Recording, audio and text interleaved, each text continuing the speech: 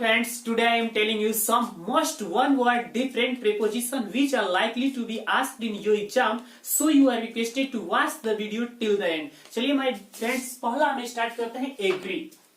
My dear friends, agree means सहमत होना या राजी होना. जब भी आप किसी व्यक्ति से सहमत होइएगा तो वहां पे आप प्रेपोजिशन विद का यूज कीजिएगा, और जब किसी के प्रोपोजल इट मीन्स प्रस्ताव से सहमत होइएगा तो वहां पे आप प्रेपोजिशन हमेशा टू का यूज कीजिएगा. चलिए आपको यहाँ पे एग्जांपल समझ में आएगा. मैं आपसे सहमत हूँ, मैं आपसे सहमत हूँ, तो आप क्या हुए? व्यक्ति हुए. तो व्यक्ति के लिए हम प्रेपोजिशन क्या लगाएंगे?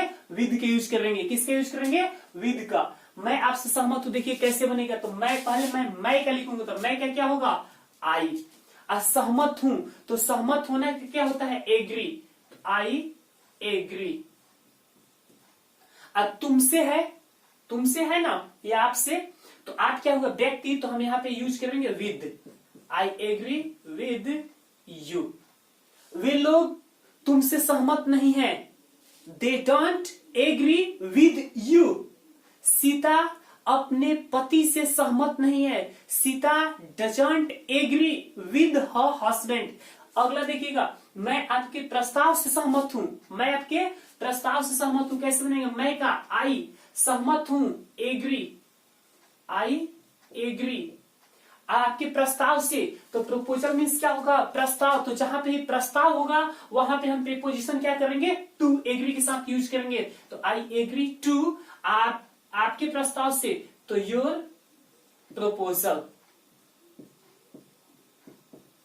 आई agree to your proposal. My dear friends, यहाँ पे मैं वही बताऊंगा जो आपके एग्जाम में बहुत बार पूछा गया है या जिनके पूछे जाने का चांसेस बहुत ज्यादा बनता है. तो माय डियर फ्रेंड्स, यहाँ पे एक सेंटेंस है, आप बताइएगा यहाँ पे क्या भरा जाएगा? I agree you but not your proposal. हाँ बिल्कुल सही. यू क्या? व्यक्ति. तो जहां पे भी पर्सन का बात होगा वहां पे हम क्या यूज करेंगे? विद. तो हमें यहाँ पे क्या होगा? With. I agree with you but to. अब यहाँ पे योर प्रपोजल दे रहा है, तो योर प्रपोजल क्या है? प्रस्ताव. तो प्रपोजल जहां पे आ जाएगा वहां पे हम यूज करेंगे to. I agree with you but not to your proposal. मैं आपसे सहमत हूं लेकिन आपके प्रस्ताव से सहमत नहीं हूं. अब नेक्स्ट देखिए, एंग्री. एंग्री मीन्स क्या होता है? नाराज. तो यदि आप किसी व्यक्ति से नाराज है तो वहां पे आप विद का यूज कीजिएगा, और यदि आप किसी के बिहेवियर से नाराज है यानी व्यवहार से नाराज है तो वहां पे आप यूज कीजिएगा. एक्चुअली आपको एग्जाम्पल समझ में आएगा. जैसे वह तुमसे नाराज है, देखिए कैसे बनाएंगे? वह का ही है, ही इज. नाराज का एंग्री. He is angry. किससे? तुमसे. तो आप क्या हुए? व्यक्ति. तो पर्सन के साथ क्या लगेगा? With. He is angry with you. लगता है कि वह अपनी गर्लफ्रेंड से नाराज है. It seems that he is angry with his girlfriend. चलिए अगला है, मैं तुम्हारे व्यवहार पे नाराज हूं. मैं तुम्हारे व्यवहार पे नाराज हूं. देखिए कैसे बनाएंगे? मैं का आई हूं. I am. नाराज एंग्री. I am angry. किस पे? तुम्हारे व्यवहार पे. तो व्यवहार के लिए बिहेवियर, यहाँ पे क्या प्रीपोजिशन लगेगा? एट. तो I am angry at your behaviour. I am angry at your behaviour. My dear friends, एक बार और समझ लीजिए. यदि आप किसी व्यक्ति से नाराज हैं तो वहां पे आप यूज कीजिएगा विद, और यदि किसी के व्यवहार से नाराज हैं तो वहां पे आप यूज कीजिएगा एट. अब नेक्स्ट देखिएगा, बॉर्न यानी पैदा हुआ. यदि किसी का जन्म एट ए स्मॉल प्लेस यानी छोटे स्थान पे हुआ है, यानी गांव, नगर, शहर, कस्बा, मोहल्ला का नाम दिया होगा तो वो एट का यूज करेगा. और यदि किसी का जन्म बिग प्लेस में हुआ है, जैसे राज्य, राजधानी, देश, महादेश, महानगर का नाम दिया हो, तो वहां पे यूज करेगा वो इन. ऑफ ए पर्सन, और पर्सन से तो वहां पे हम यूज करेंगे ऑफ. चलिए एग्जाम्पल सबको समझ में ज्यादा आएगा. जैसे मैं कहूं कि मेरा जन्म सिसवन में हुआ, मेरा जन्म सिसवन में हुआ, तो मैं बनाऊंगा कि आई was born. I was born. क्या? सिसवन एक गांव का नाम है, तो यहाँ पे हम यूज करेंगे at Siswan. I was born at Siswan. Next है, मेरा जन्म बिहार में हुआ. तो बिहार क्या है? एक राज्य का नाम है, तो यहाँ पे हम यूज करेंगे इन, यानी आई was born in Bihar.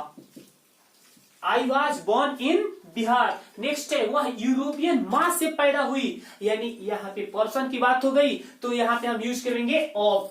वह यूरोपियन माँ से पैदा हुई तो she was born of a European mother।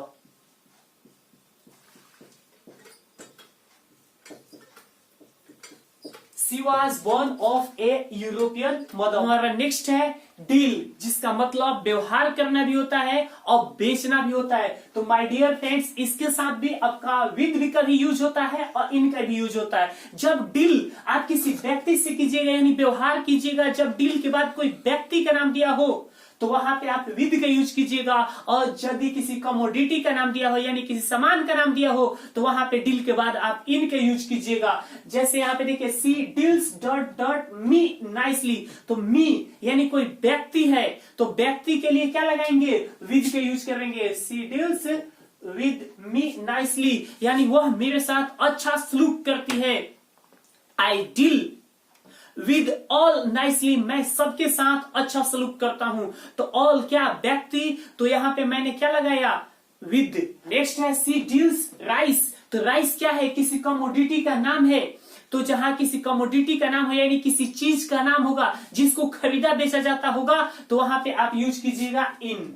तो सी डील्स इन राइस यानी वो चावल का व्यापार करती है। माय डियर फ्रेंड्स, यह बहुत इंपॉर्टेंट है, आपके एग्जाम में बहुत बार पूछा गया है, इसलिए इसको एक बार और समझ लीजिए। यदि डील के बाद किसी व्यक्ति का नाम दे देगा तो आप विद का यूज कीजिएगा, और यदि किसी कमोडिटी का नाम दे देगा यानी वैसे चीज जिसको खरीदा बेचा जाए तो वहां पे आप इन का यूज कीजिए। नेक्स्ट देखिएगा डिवाइड। डिवाइड मींस बांटना। यदि आप किसी चीज को इन टू पार्ट्स, दो पार्ट में डिवाइड कर रहे हैं, कितना में, मात्र दो पार्ट में, तो वहां पे हम यूज करेंगे इन।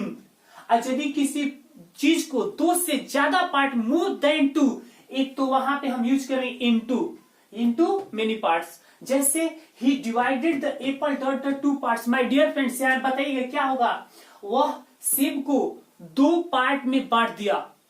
तो यहाँ पे सेब को कितने भाग में बांटने की बात करिए, दो, तो यहाँ पे इन होगा या इनटू, हाँ बिल्कुल सही, इन। किसी चीज को जब दो भागों में बांटिएगा, डिवाइड कीजिएगा, तो वहां पे क्या यूज कीजिएगा, इन। ये आपके एग्जाम में बहुत बार पूछा गया है। और नेक्स्ट है ही divided the apple dot dot 5 parts. कितने पार्ट में, 5 पार्ट्स में। तो जब भी किसी चीज को दो से ज्यादा पार्ट में डिवाइड किया जाएगा तो वहां पे हम यूज क्या करेंगे, इनटू। तो यहाँ पे क्या होगा, इनटू। माय डियर फ्रेंड्स, यदि आपको ये समझ में आया तो प्लीज इस वीडियो को अपने दोस्तों के साथ ज्यादा से ज्यादा शेयर करें। Thanks for watching.